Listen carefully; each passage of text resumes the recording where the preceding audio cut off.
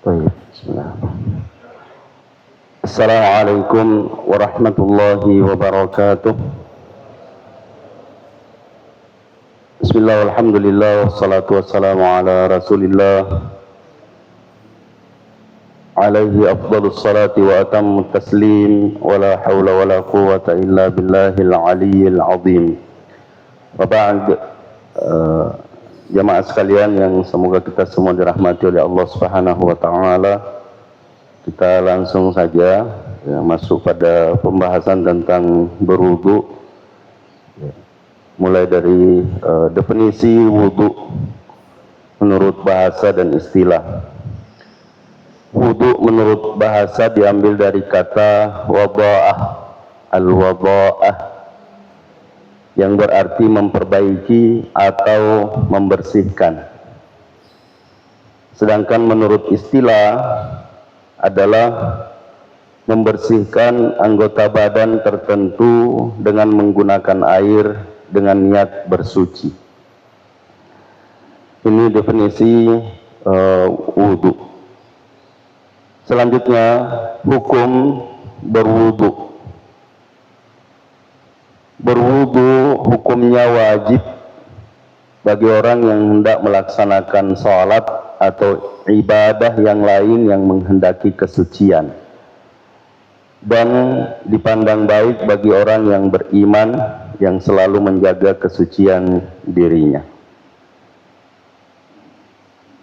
Allah Subhanahu wa ta'ala berfirman, Ya ayyuhalladzina amanu idza qumtum ilas salati faghsilu wujuhakum wa aydiyakum ilal marafiqi wamsahu bi ru'usikum wa arjulakum ilal ka'bain. Wahai orang yang beriman, apabila kamu berdiri hendak melaksanakan salat, maka basuhlah wajahmu.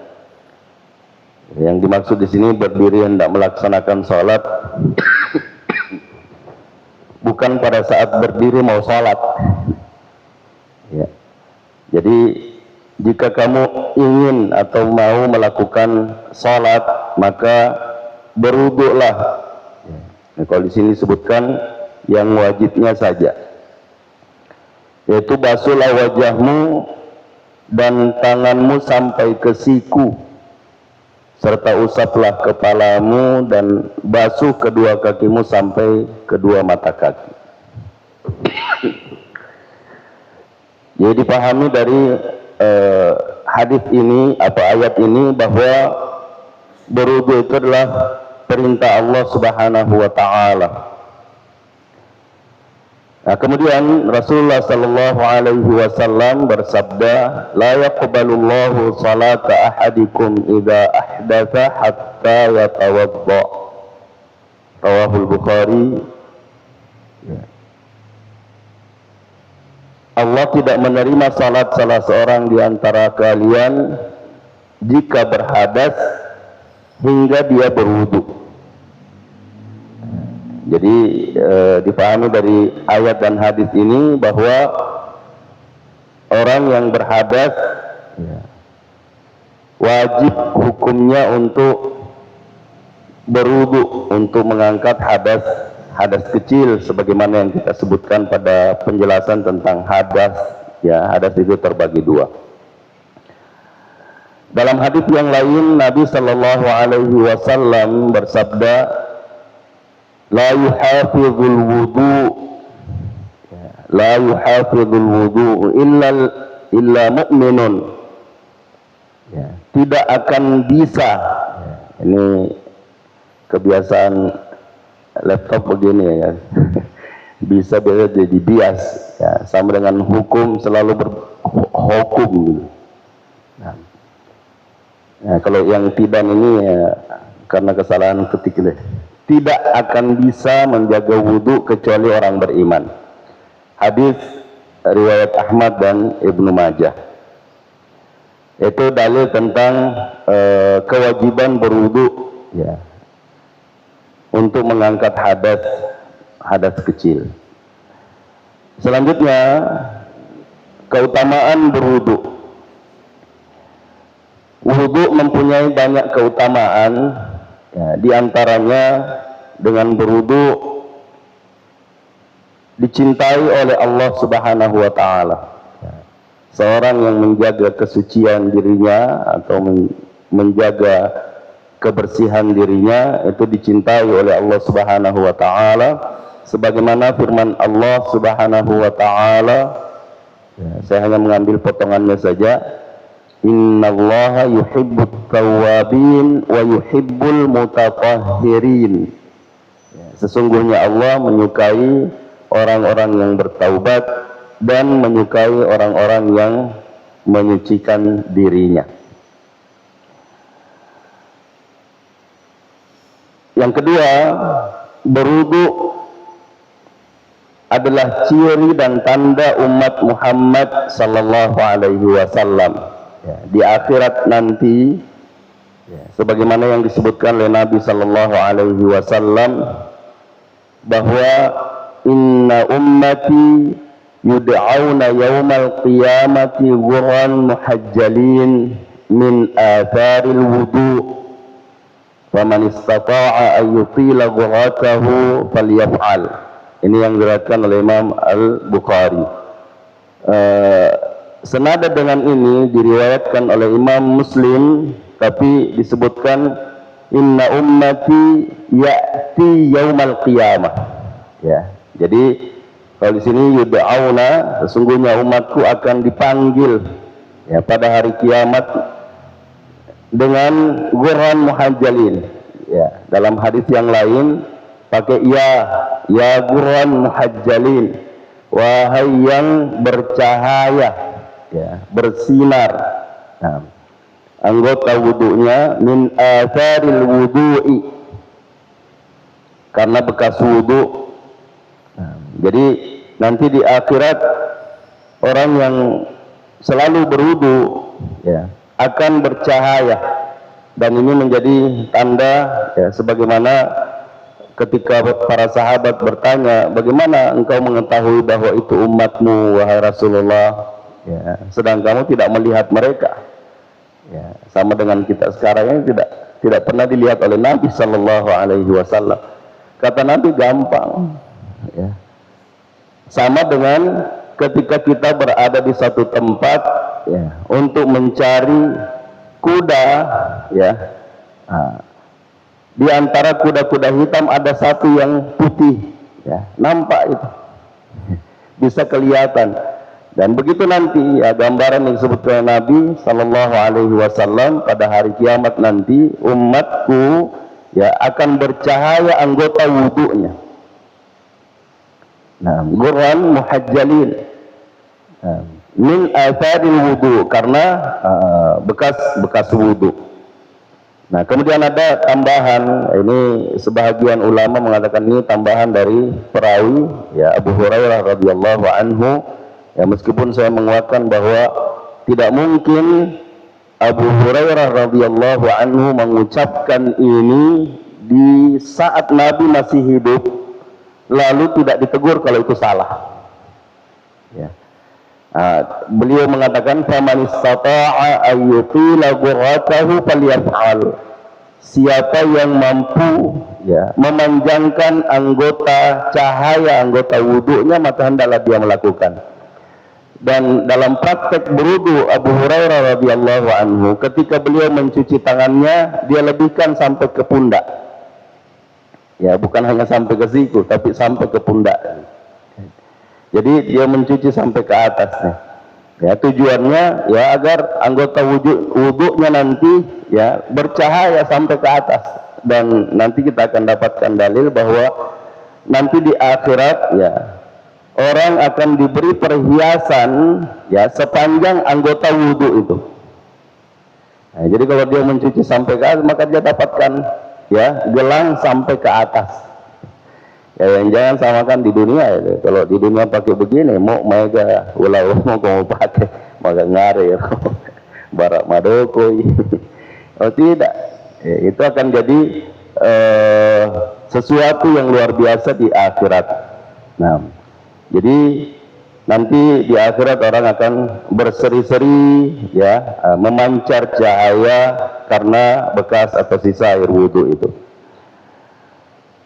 Selanjutnya, wudhu menjadi penggugur dosa.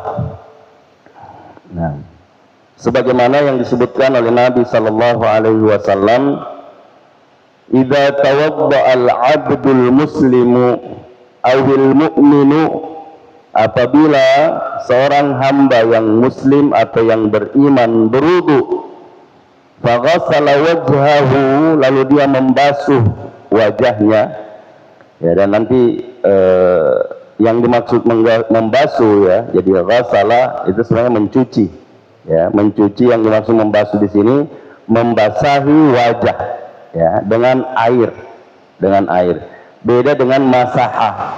Ya, masah hanya membasahi tangan kemudian mengusap, ya, mengusap tempat yang diminta untuk diusap. Ya, seperti dalam ayat tadi, idza qumtum ila sholati faghsilu wujuhakum, ya, basuhlah wajahmu, wa aydiyakum ilal marafiq. Ini dengan air yang mengalir itu, ya, wa aydiyakum ilal marafiq, wamsahu bi ru'usikum. Ya, di sini tidak pakai basuh, gitu. Usap, gitu. Diusap. Nah, nanti, ya, selesaikan dulu bacaan hadis ini, ya. Nanti kita akan menjelaskan apa hikmah, ya, atau kenapa kita disuruh mencuci wajah, mencuci tangan, tapi tidak mencuci kepala. Faghasala wajhahu, lalu dia membasuh wajahnya. Kharaja min wajhihi kullu khati'atin nazara ilaiha bi'ainihi ma'al ma', maka akan keluar dari wajahnya semua kesalahan, ya, semua dosa yang dilihat dengan matanya, karena matanya ada di wajah, ya, di muka. Maka semua dosa yang dilihat oleh mata itu berguguran, ya, ma'al ma', bersamaan dengan air, au ma'a akhir qatril ma', atau bersama dengan tetesan terakhir dari air. Nah, makanya ada ulama menganjurkan kalau berwudu jangan diusap, ya, jangan dilap, biarkan dia kering sendiri, menetes gitu. Nah, makanya ada kalau di mazhab Syafi'i, ya, ada dalam kitab Al-Mu'inul Mubin itu memang disebutkan makruh, ya, makruh melap, ya, mengeringkan anggota wudu ketika kita sudah berwudu dengan kain. Selanjutnya, fa'idza ghasala yadayhi, kalau dia membasuh, ya, kedua tangannya, kharaja min yadayhi kullu khati'atin, maka keluar dari kedua tangannya semua kesalahan atau dosa, kana batashatha yadah, yang dulu dikerjakan oleh kedua tangannya, ma'al ma', bersamaan dengan air wudu itu, au ma'a akhiri qatril ma', atau bersama dengan tetesan terakhir dari air. Fa idza ghassala rijlaihi, dan kalau dia mencuci atau membasuh kedua kakinya, nah, di sini dalam hadis ini tidak disebutkan kepala, ya. Nah, jadi mungkin semua yang dibasuh saja, ya, disebutkan. Fa idza ghassala rijlaihi, kalau dia membasuh kedua kakinya, kharajat kullu khati'atin masyatha rijlahu ma'al ma', maka keluar semua kesalahan atau dosa-dosa yang dia berjalan dengan kaki itu, ya, dosa-dosa itu keluar bersama dengan air wudu ketika dia mencuci kaki. Au ma'a akhiri qatril ma', atau bersama dengan tetesan terakhir dari air. Hatta yakhruja naqiyan minad dunub, ya, sampai dia keluar bersih dari dosa. Ya, maksudnya selesai berwudu habis dosa itu. Dosa tangan, dosa kaki, dosa wajah, ya, dosa wajah. Nah ini keutamaan dari berwudu. Maka kita jangan asal-asalan ya ketika berwudu. Nah, kemudian ini terjemahannya, hadis ini diriwayatkan oleh Imam Muslim. Wudu itu mengangkat derajat di sisi Allah Subhanahu wa taala. Ya. Sebagaimana sabda Rasulullah sallallahu alaihi wasallam, "Ala adullukum ala ma yarfa'ullahu bi darajat." Maukah aku tunjukkan atas apa yang Allah Subhanahu wa taala mengangkat derajat ya dengannya. Maksudnya dengan perbuatan itu Allah mengangkat derajat orang yang melakukan itu. Wa yukaffiru bihil khataya, dan Allah menghapuskan dosa-dosa, menghapus kesalahan. Nah, kemudian dilanjutkan isbagul wudu'i fil makarih, menyempurnakan wudu ya pada saat dibenci, ya, pada saat tidak disenangi. Ya, maksudnya menyempurnakan wudhu pada saat sangat dingin. Ya, biasa kita, aduh, ajak anak kapal kerana telu, season lah, ya, kecil kali. Jadi sini isbagul wudhu, ya, fil makari. Nah, kemudian ada lanjutan hadis ini, ya, wa kasratul khata, ya, ilal masajid, nah, banyaknya langkah ke masjid, ya. Kemudian menanti salat ya dengan salat berikutnya, maksudnya menunggu waktu ya, menunggu waktu ini yang disebutkan oleh Nabi Shallallahu Alaihi Wasallam, yang disebutkan isbagul wudu fil makarih ya, ini mengangkat derajat di sisi Allah Subhanahu Wa Taala dan yang menggugurkan dosa-dosa ya, yang disebutkan. Kemudian kelak di akhirat dipakaikan perhiasan sepanjang anggota wudunya ya, jadi kalau di kakinya ya, mungkin ada orang, adakah perhiasan yang dipasang di kaki ya, ternyata ada ya, ternyata ada yang disebut gelang kaki ya, gelang kaki, dan itu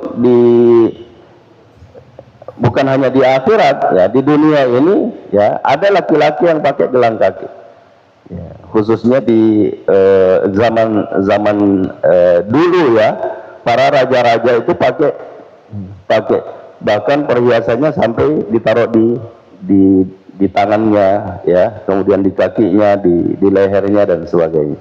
Itu bukan hanya perempuan. Nah sehingga inilah yang disebutkan oleh Nabi Shallallahu Alaihi Wasallam, bagi laki-laki ya hendaknya mengurangi ya yang seperti ini, karena itu adalah pakaian orang-orang non muslim ya, pakaian orang kafir di dunia, di akhirat tidak dapat ya, di akhirat tidak dapat, seperti makan dengan bejana atau piring emas ya, itu terlarang. Nah, menggunakan perhiasan yang berlebihan ini juga terlarang. Nah, selanjutnya syarat-syarat wudu. Yang pertama berniat, sebagaimana yang kita sebutkan di awal ya, pertemuan yang lalu, bahwa niat ini ya menjadi syarat bagi semua amalan, karena itu yang membedakan antara ibadah dengan kebiasaan. Ya, mandi misalnya, kalau kita tidak berniat mandi apa, maka mandi kita menjadi mandi biasa, mandi kebiasaan gitu. Ya, tujuan kita mandi adalah untuk membersihkan diri, untuk mendinginkan badan misalnya. Ya, berwudu juga sama. Ya, terkadang ada orang berwudu hanya untuk menghilangkan rasa ngantuk. Ya, menghilangkan rasa ngantuk. Nah, kalau niatnya seperti itu, maka tidak bisa dipakai berwudu salat. Ya, makanya kalau mau berwudu, niatkan ya kalau saya dapat waktu maka saya gunakan untuk salat. Ya, saya berwudu untuk salat, saya berwudu untuk mengangkat hadas, ya, misalnya. Nah, sehingga ketika kita mendapatkan waktu, ya apalagi kalau kita mengikuti apa yang dilakukan oleh Bilal bin Rabah yang mendapat busyra, ya, kabar gembira dari Nabi Sallallahu Alaihi Wasallam yang mengatakan, saya mendengar suara terompahmu di surga padahal orangnya masih hidup. Nah, sehingga ketika Bilal bin Rabah ditanya, apa gerangan yang kamu lakukan, apa amalanmu, ya, beliau mengatakan mungkin penyebabnya adalah setiap kali saya berwudu, ya, saya salat 2 rakaat, salat sunnah wudu. Jadi setiap sudah berwudu dia salat. Jadi kalau kita berwudu seperti ini maka kapan saja, ya. Jadi, dan sebagian ulama mengatakan salat sunnah wudu itu tidak ada waktu terlarangnya, ya, sama dengan salat tahiyatul masjid. Salat tahiyatul masjid juga tidak ada waktu terlarangnya, ya. Jadi kapan kita mau masuk masjid kemudian tujuannya untuk iktikaf, mau duduk berzikir, ya, di masjid, maka boleh kita melakukan salat tahiyatul masjid itu, meskipun pada waktu terlarang, ya, pada waktu terlarang. Nah, kemudian yang kedua, menggunakan air yang suci dan menyucikan. Ini syarat wudhu. Kemudian yang ketiga, menggunakan air yang boleh digunakan. Karena ada air suci menyucikan tapi tidak boleh digunakan. Ya, tidak boleh digunakan. Kenapa? Ya karena kalau digunakan nanti ada keperluan lain yang tidak bisa digunakan dengan air lain kecuali air itu. Ya, itu maksudnya. Sama dengan ketika kita beristijmar, ya tidak boleh menggunakan benda yang tidak boleh digunakan. Ya. Jangan menggunakan benda yang tidak boleh digunakan. Nah, seperti daun yang dimuliakan, ya, daun yang digunakan, misalnya sayuran, gitu ya. Itu bisa dipakai untuk bersuci tapi tidak boleh. Bisa tapi tidak boleh. Ini harus dibedakan, ya.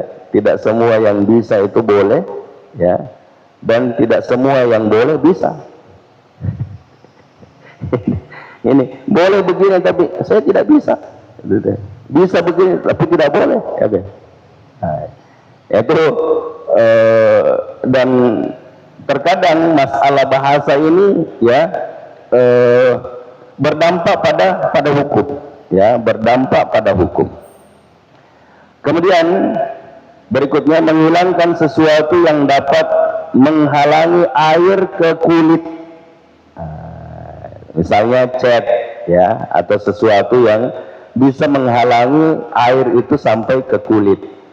Nah, jadi kalau kita sudah berusaha untuk menghilangkan, ya, bekas minyak misalnya, ya, minyak itu tidak mungkin, ya, tidak mungkin kalau kena minyak kemudian itu tidak sampai ke tangan, itu tidak sampai ke kulit, maka harus disabuni, ya, supaya hilang minyaknya. Ya, kecuali kalau sudah berusaha untuk menghilangkan itu lalu tidak bisa, ya, seperti cat misalnya, kita sudah berusaha keras untuk menghilangkan tapi tidak bisa, maka, ya, insya Allah ma'fu, ya, yang jelas kita sudah berusaha, tapi sebaiknya, ya, kita melakukannya dengan sungguh-sungguh karena ini syarat, ya, syarat. Kalau tidak memenuhi syarat tidak sah. Nah, berikut yang terakhir, harus bersih dari kotoran atau najis, ya, dengan beristinja atau beristijmar sebelum berwudu. Ya, jadi kalau misalnya buang hajat, ya, baik itu buang air kecil atau air besar, maka sebelum berwudu, ya, beristinja dulu. Ya, mensucikan diri, membersihkan kotoran itu dengan air atau dengan selain air, ya, yang kita jelaskan pada pertemuan yang beristijmar, ya, menggunakan atau batu atau benda-benda padat lainnya yang boleh digunakan. Nah, berikut wajib-wajib wudhu. Mencuci wajah. Mencuci wajah. Ini wajib. Nah, mencuci kedua tangan sampai ke siku. Nah, ini yang disebutkan dalam ayat ya. Bagsilu wujuhakum wa aydiyakum ilal marafiq wamsahu biru'usikum, membasuh ya, mengusap kepala maksudnya. Ya, wa arjulakum ilal ka'bayn, ya, mencuci kedua kaki sampai ke mata kaki.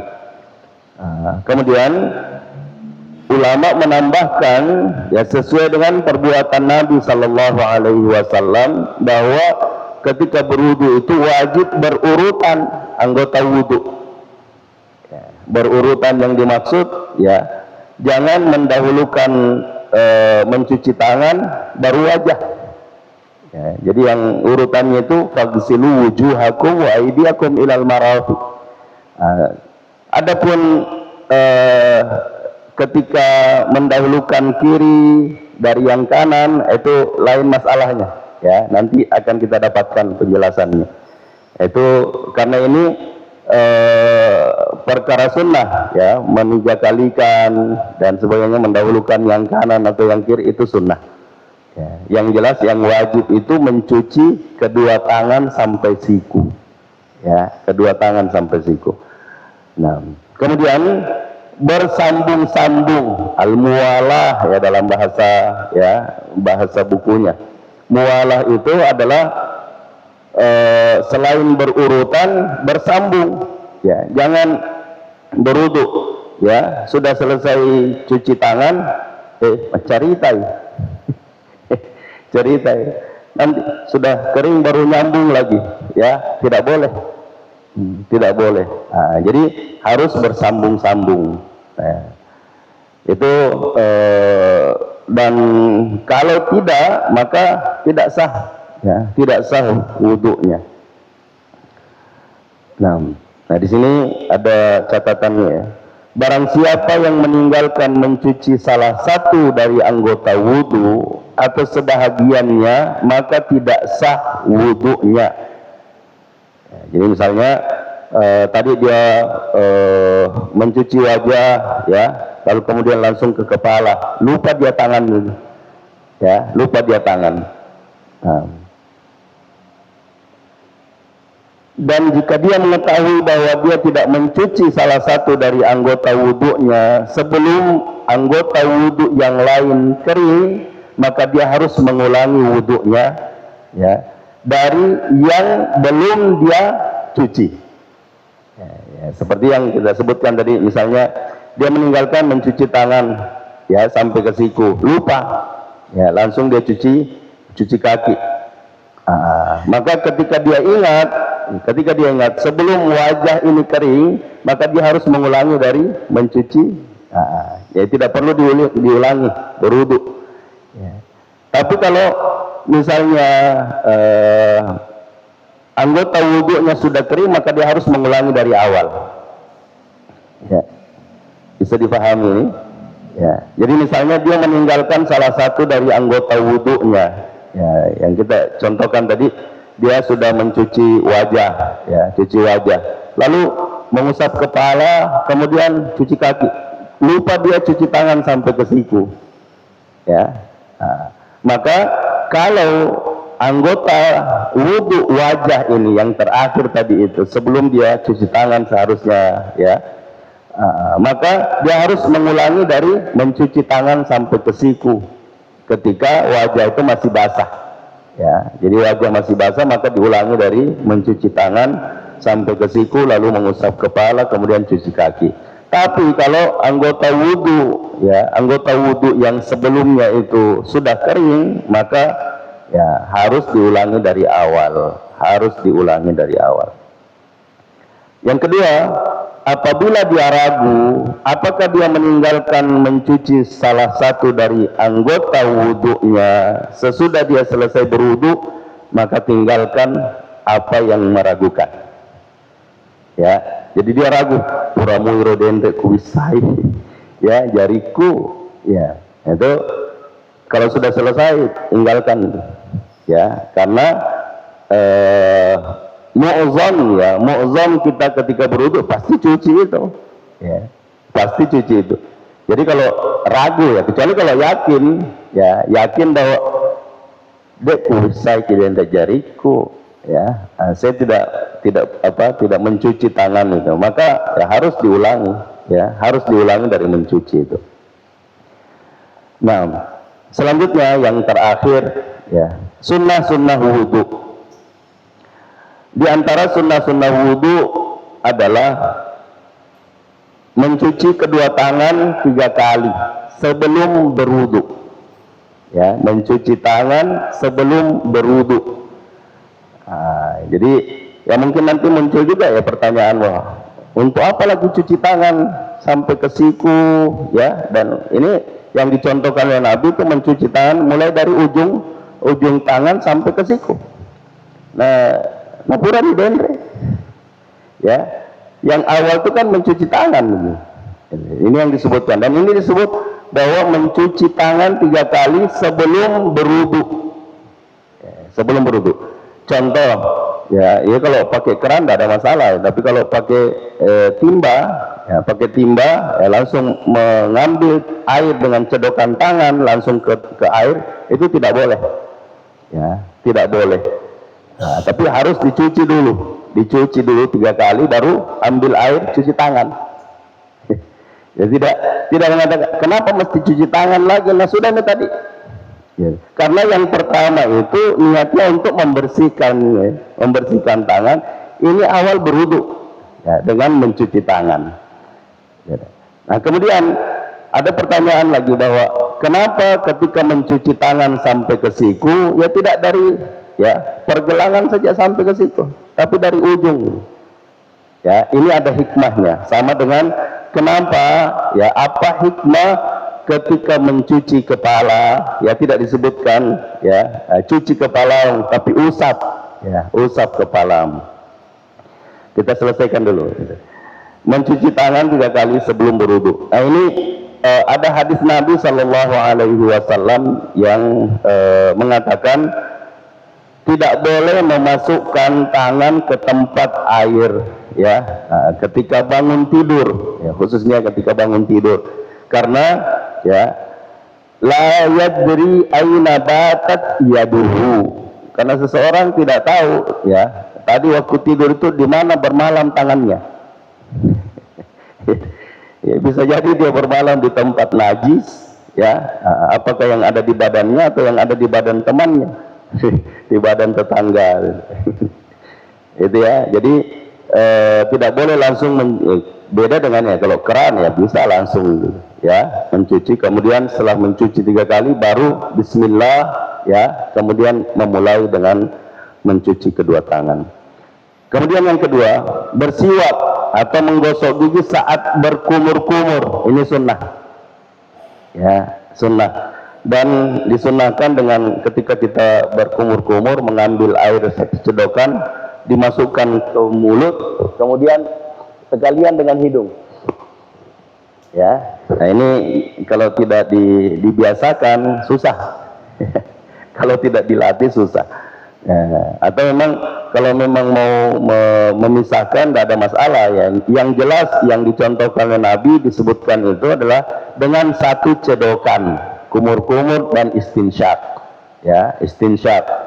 Jadi memasukkan air ke mulut, kemudian langsung ke hidung dihisap.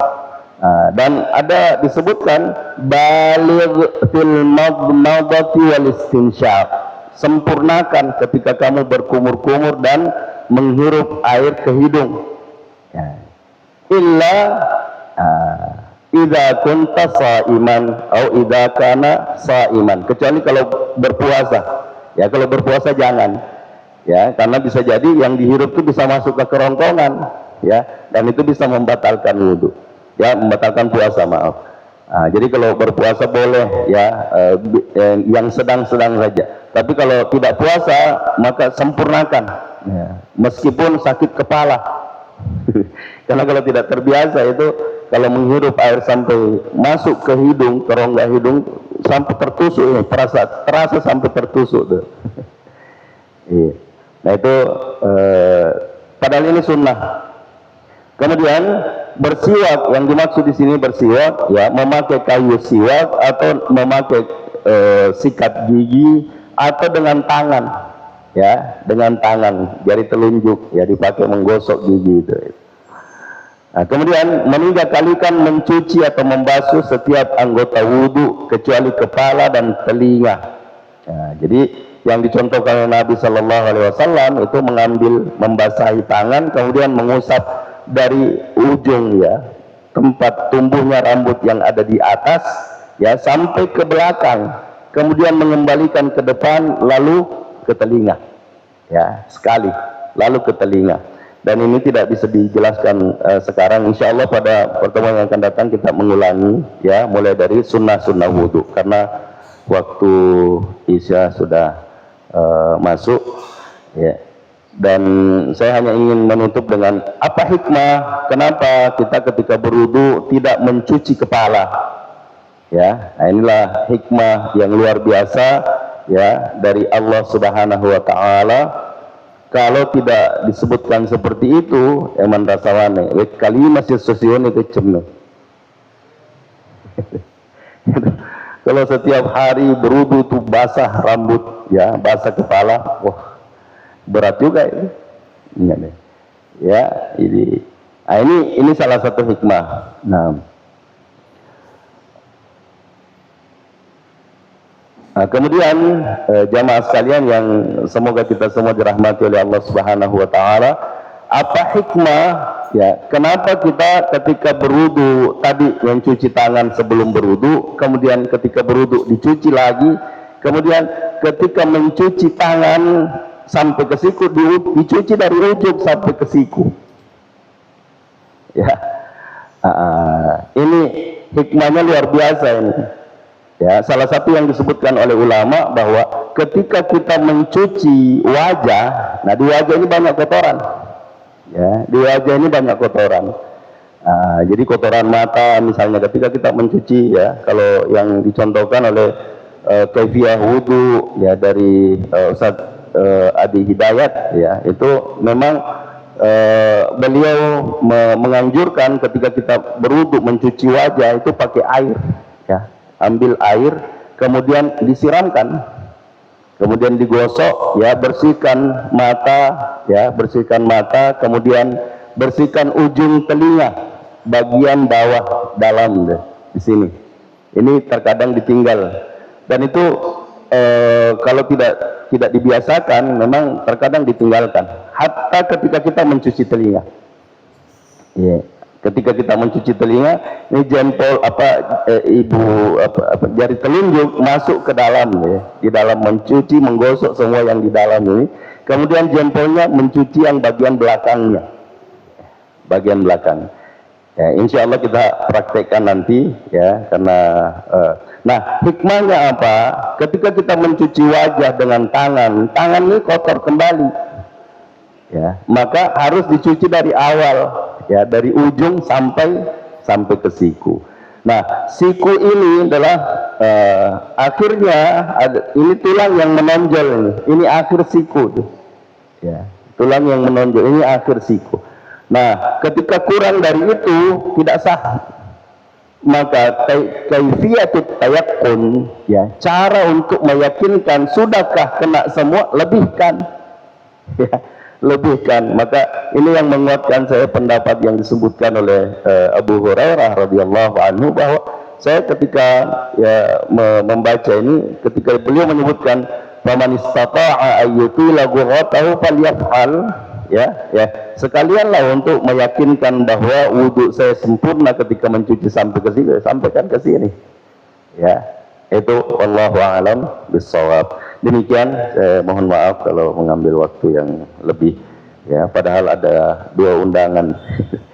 Ya, terima kasih. Subhanakallahumma wa bihamdik, asyhadu an la ilaha illa anta, astaghfiruka wa atubu ilaik. Hadanallahu wa iyyakum ajmain wal afu minkum. Wassalamualaikum warahmatullahi wabarakatuh.